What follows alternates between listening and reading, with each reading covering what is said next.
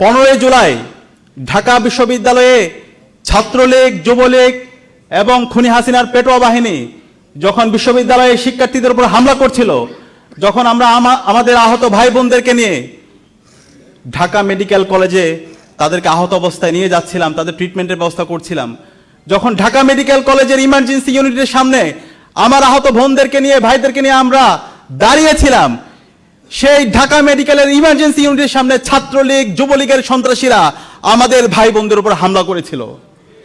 সেই সময়ে, সেই কঠিন সময়ে আমাদের ভাই বোনদের ট্রিটমেন্টের ব্যবস্থা করার জন্য বিভিন্ন প্রাইভেট ক্লিনিকে ট্রিটমেন্টের ব্যবস্থা করার জন্য ঢাকা মহানগর বাংলাদেশ জামাত ইসলামী দায়িত্বশীল আমাদেরকে সার্বিকভাবে সহযোগিতা করেছিল। আজকের যিনি ঢাকা মহানগর দক্ষিণের আমির জননেতা নুরুল ইসলাম বুলবুল ভাই সেদিন আমাদেরকে সহযোগিতা করেছিল। ডক্টর শফিকুল ইসলাম মাসুদ ভাই সার্বিকভাবে আমাদের খোঁজখবর নিয়েছিল, এবং ইসলামী ছাত্র শিবিরের সাবেক কেন্দ্রীয় সভাপতি মঞ্জুল ইসলাম ভাই, দেলোয়ার হোসেন সাইদি ভাই আমাদের সার্বিকভাবে কোন হাসপাতালে যাবে, কোন ইমার্জেন্সি ইউনিটে তাদেরকে রাখবো এবং অ্যাম্বুলেন্স থেকে শুরু করে সবকিছু আমাদেরকে ম্যানেজ করে দিয়েছিল। সেই ইতিহাসের কথা আমাদেরকে জানতে হবে, আমাদের এই অবদানের কথা আমরা আজীবন শ্রদ্ধার সাথে স্মরণ করব। এবং একই সাথে যখন হামলা হলো, হামলার পরে সবাই আতঙ্কিত হয়ে গেল, ঢাকা বিশ্ববিদ্যালয়ে হামলার পরবর্তী বিশ্ববিদ্যালয়ের শিক্ষার্থীরা আতঙ্কিত হয়ে গেল, তখন সবাই আশা ছেড়ে দিল। তখন আমাদেরকে আবার নতুনভাবে আশা জাগিয়েছিল ইসলামী ছাত্র শিবিরের তৎকালীন কেন্দ্রীয় সভাপতি, সেদিন বলেছিল ফয়সালা আল্লাহর পক্ষ থেকে হয়ে গেছে, সবাই আপনারা ঢাকা বিশ্ববিদ্যালয়ে ছুটে যান, এই ঢাকা বিশ্ববিদ্যালয় থেকে আমরা প্রতিরোধ গড়ে তুলবো ইনশাআল্লাহ। আসসালামু আলাইকুম রহমতুল্লাহ। সুপ্রিয় দর্শক, আজকে শহীদ আবু সাইদের প্রথম শাহাদাত বার্ষিকী। তো আবু সাইদ সহ যারা শাহাদাত বরণ করেছিলেন তাদেরকে নিয়ে জামাতে ইসলামী অসাধারণ একটা আয়োজন করেছে। সেখানে বিশেষ অতিথি হিসেবে উপস্থিত ছিলেন ডাকসু ভিপি সাদিক কায়েম।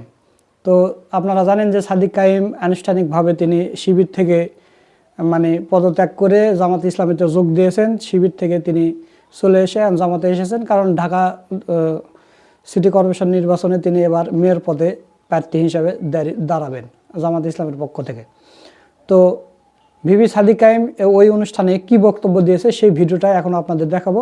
তো আপনাদের প্রতি অনুরোধ রইল আপনারা পুরো ভিডিওটা দেখে যাবেন। তো চলুন আমরা ভিডিওটা দেখে আসি।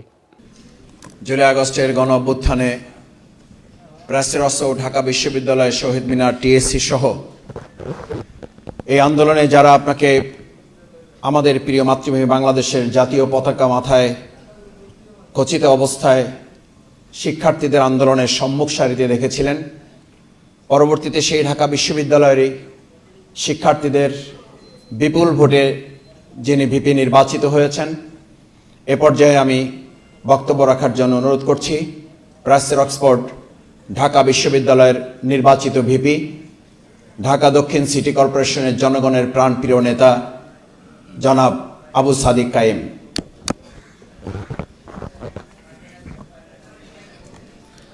বিসমিল্লাহির রহমানির রহিম। ওয়ালা তাকুলু লিমান ইউকতালু ফি সাবিলিল্লাহি আমওয়াত বাল আহইয়াউ ওয়ালাকিন লা তাশউরুন। সাদাকাল্লাহুল আলিয়্যুল আযীম। বাংলাদেশ জামাত ইসলামী ঢাকা মহানগরী দক্ষিণ কর্তৃক আয়োজিত জুলাই বিপ্লবের শহীদদের স্মরণে আজকের শহীদ দিবসে উপস্থিত আজকের অনুষ্ঠানের সম্মানিত অতিথিবৃন্দ, উপস্থিত শহীদ পরিবারের সদস্যবৃন্দ, উপস্থিত সাংবাদিক বন্ধুগণ এবং উপস্থিত বিপ্লবী ছাত্র জনতা, আসসালামু আলাইকুম রহমতুল্লাহি ওয়া বারাকাতুহু।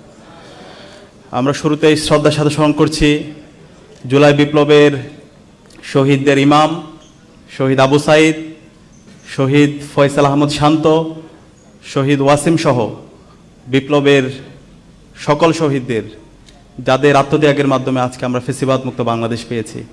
এবং একই সাথে দোয়া করছি আমাদের সকল গাজী ভাই বোনদের জন্য, যারা তাদের চোখ হারিয়েছেন, পা হারিয়েছেন, পঙ্গু হয়েছেন, অঙ্গহানি হয়েছেন, এখনও হাসপাতালের বেতে কাতরাচ্ছেন, সেই গাজী ভাই বোনদেরকে আল্লাহ পাক সুবহানাহু ওয়া তাআলা দ্রুত সময়ের মধ্যে সুস্থতা নিয়ামত দান করুক, আল্লাহুম্মা আমিন।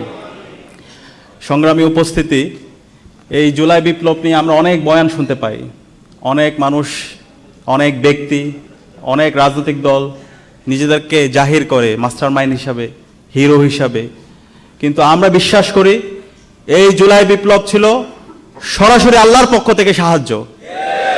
এই জুলাই বিপ্লবে মূল নেতা ছিল, মূল হিরো ছিল আমাদের শহীদরা, শহীদ আবু সাইদ, শহীদ আলী রায়হান, শহীদ ফয়সাল আহমদ শান্ত, শহীদ ওয়াসিম রায় ছিল এই বিপ্লবে আমাদের মাস্টার মাইন্ড। এই শহীদদের কথা যেন আমরা সবসময় শ্রদ্ধার সাথে স্মরণ করি এবং এই শহীদ পরিবারের কথাগুলো, তাদের আকাঙ্ক্ষার কথাগুলো আমরা যেন সবসময় শ্রদ্ধার সাথে স্মরণ করি। এই বিপ্লব যখন হচ্ছিল, সেই বিপ্লবের শুরু থেকে একদম শেষ পর্যন্ত নীতি নির্ধারণ এবং মাঠ পর্যায়ের সমন্বয়ের সাথে আল্লাহ তাআলা আমাকে কিছু কাজ করার সুযোগ দিয়েছে। বিপ্লবের কঠিন সময়ে 15 জুলাই ঢাকা বিশ্ববিদ্যালয়ে ছাত্রলীগ, যুবলীগ এবং খুনি হাসিনার পেটোয়া বাহিনী যখন বিশ্ববিদ্যালয়ে শিক্ষার্থীদের উপর হামলা করছিল, যখন আমরা আমাদের আহত ভাই বোনদেরকে নিয়ে ঢাকা মেডিকেল কলেজে তাদেরকে আহত অবস্থায় নিয়ে যাচ্ছিলাম, তাদের ট্রিটমেন্টের ব্যবস্থা করছিলাম, যখন ঢাকা মেডিকেল কলেজের ইমার্জেন্সি ইউনিটের সামনে আমার আহত বোনদেরকে নিয়ে, ভাইদেরকে নিয়ে আমরা দাঁড়িয়েছিলাম, সেই ঢাকা মেডিকেলের ইমার্জেন্সি ইউনিটের সামনে ছাত্রলীগ, যুবলীগের সন্ত্রাসীরা আমাদের ভাই বোনদের উপর হামলা করেছিল। সেই সময়ে, সেই কঠিন সময়ে আমাদের ভাই বোনদের ট্রিটমেন্টের ব্যবস্থা করার জন্য বিভিন্ন প্রাইভেট ক্লিনিকে ট্রিটমেন্টের ব্যবস্থা করার জন্য ঢাকা মহানগর বাংলাদেশ জামাত ইসলামী দায়িত্বশীল আমাদেরকে সার্বিকভাবে সহযোগিতা করেছিল। আজকের যিনি ঢাকা মহানগর দক্ষিণের আমির জননেতা নুরুল ইসলাম বুলবুল ভাই সেদিন আমাদেরকে সহযোগিতা করেছিল। ডক্টর শফিকুল ইসলাম মাসুদ ভাই সার্বিকভাবে আমাদের খোঁজ খবর নিয়েছিল এবং ইসলামী ছাত্র শিবিরের সাবেক কেন্দ্রীয় সভাপতি মঞ্জুল ইসলাম ভাই, দেলোয়ার হোসেন সাইদি ভাই আমাদের সার্বিকভাবে কোন হাসপাতালে যাবে, কোন ইমার্জেন্সি ইউনিটে তাদেরকে রাখবো এবং অ্যাম্বুলেন্স থেকে শুরু করে সবকিছু আমাদেরকে ম্যানেজ করে দিয়েছিল। সেই ইতিহাসের কথা আমাদেরকে জানতে হবে, আমাদের এই অবদানের কথা আমরা আজীবন শ্রদ্ধার সাথে স্মরণ করব। এবং একই সাথে যখন হামলা হলো, হামলার পরে সবাই আতঙ্কিত হয়ে গেল, ঢাকা বিশ্ববিদ্যালয়ে হামলার পরবর্তী বিশ্ববিদ্যালয়ের শিক্ষার্থীরা আতঙ্কিত হয়ে গেল, তখন সবাই আশা ছেড়ে দিল, তখন আমাদেরকে আবার নতুনভাবে আশা জাগিয়েছিল।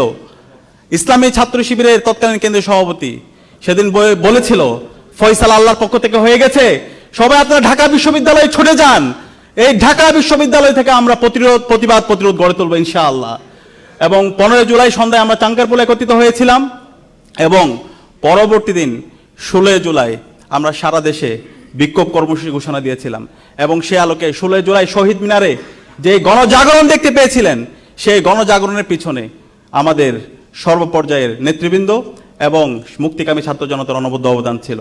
এবং এই পুরো সময় জুড়ে যখন ইন্টারনেট ব্ল্যাকআউট ছিল, কারফিউ জারি ছিল, সেই সময় জুড়ে আমাদের শহীদরা তারা সাহসিকতার সাথে তাদের জীবন উৎসর্গ করে আমাদের এই বিপ্লবটাকে সফলতার ধারপ্রান্তে নিয়ে গিয়েছিল। এবং আজকে আমাদের এই শহীদদের আত্মত্যাগের মাধ্যমে আজকে আমরা নতুন বাংলাদেশ পেয়েছি। এই বিপ্লব পরবর্তী আমাদের প্রত্যাশা ছিল, শহীদরা যে জন্য জীবন দিয়েছে সেই ফেসিবাদী কাঠামোকে বিলোপ করে নতুন রাষ্ট্র ব্যবস্থা, নতুন রাষ্ট্র কাঠামো বিনির্মাণ করা। আমরা আশা করেছিলাম অন্তর্বর্তীকালীন সরকার যারা শহীদদের রক্তের উপর দাঁড়িয়ে শপথ গ্রহণ করেছিল তারা এই রাষ্ট্র সংস্কারের কাজ করবে, কিন্তু আমরা হতাশ হয়েছি। তারা সে আগের ফেসিবাদী ব্যবস্থার রেখে দেওয়ার জন্য বিভিন্ন জনের সাথে তারা আতাত করেছিল, সেটা এখন আমাদের কাছে পরিষ্কার হচ্ছে। এবং পরবর্তীতে নির্বাচন হলো, সেই নির্বাচনে আমরা একই সাথে 2টা ভোট দিয়েছিলাম রাষ্ট্র সংস্কার করার জন্য, আমরা গণভোট দিয়েছিলাম এবং গণভোটে আজকের যিনি প্রধানমন্ত্রী তিনিও ক্যাম্পেইন করেছেন, তিনি হায়ের পক্ষে ক্যাম্পেইন করেছেন। এবং আমরা আশা করেছিলাম এই নির্বাচন পরবর্তী যারাই নির্বাচিত হোক এই রাষ্ট্র ব্যবস্থা সংস্কার হবে। এই 55 বছর জুড়ে বাংলাদেশে যে এই ফেসিবাদী কাঠামোর মাধ্যমে এই অঞ্চলের মানুষের উপর জুলুম করা হয়েছে, সেই জুলুম থেকে আমরা মুক্তি পাবো। কিন্তু আমরা হতাশ হয়েছি যে এই গণভোটে জনরায় এসেছে, সেই জনরায়কে এখন বর্তমান সরকার তারা অস্বীকার করছে। এবং এই ফেসিবাদী সরকার যারা 16 বছর জুড়ে বাংলাদেশে গুম, খুন, আয়নাগর প্রকল্প তৈরি করেছে, আমরা তাদের প্রতি বিভিন্ন জায়গায় সিম্পেথি দেখতে পাচ্ছি। বিভিন্ন জায়গায় তাদেরকে পুনর্বাসন করা হচ্ছে, অ্যাডমিনিস্ট্রেশনে তাদেরকে পুনর্বাসন করা হচ্ছে, বিশ্ববিদ্যালয়গুলোতে তাদেরকে পুনর্বাসন করা হচ্ছে। আমরা সাবধান করছি, আমরা বর্তমান সরকারকে বলতে চাই যে এই জমিনে শহীদদের রক্ত পড়েছে, সেই জমিনে ইনসাফ বিজয়ী হবে ইনশাআল্লাহ। এবং যারা শহীদদের সাথে প্রতারণা করবে, শহীদদের রক্তের সাথে যারা গাদ্দারি করবে, তারা ধুলোর সাথে মিশে যাবে। সুতরাং আপনাদের সুযোগ আছে সবাইকে সাথে নিয়ে জুলাই বিপ্লবের শহীদদের যে আকাঙ্ক্ষা, গণভোটের যে জনরায় এসেছে, সেই জনরায় আপনারা বাস্তবায়ন করেন।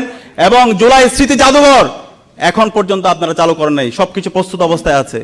অনতি বিলম্বে এই জুলাই স্মৃতি জাদুঘরকে আপনারা চালু করেন এবং আমাদের সকল শহীদদের তালিকা রাষ্ট্রের পক্ষ থেকে প্রস্তুত করে শহীদদেরকে রাষ্ট্রীয় সম্মাননা প্রদান করেন এবং আমাদের এই জুলাই সনদের জন্য বাস্তবায়ন করার জন্য সবাইকে সাথে নিয়ে একটি সুন্দর ইনসাফভিত্তিক বাংলাদেশ বিনির্মাণ করার জন্য আপনারা একসাথে কাজ করেন সে উদাত্ত আহ্বান জানিয়ে আমি আমার কথা এখানে শেষ করছি। আসসালামু আলাইকুম রহমতুল্লাহ। সুপ্রিয় দর্শক, আপনারা ভিপি সাদিক কায়েমের ভিডিওটা দেখলেন। তো সাদিক কায়েমের কথাগুলো আপনাদের কাছে কেমন লেগেছে? যদি ভালো লাগে ভিডিওটা শেয়ার করবেন। সকলকে ধন্যবাদ। আসসালামু আলাইকুম রহমতুল্লাহ।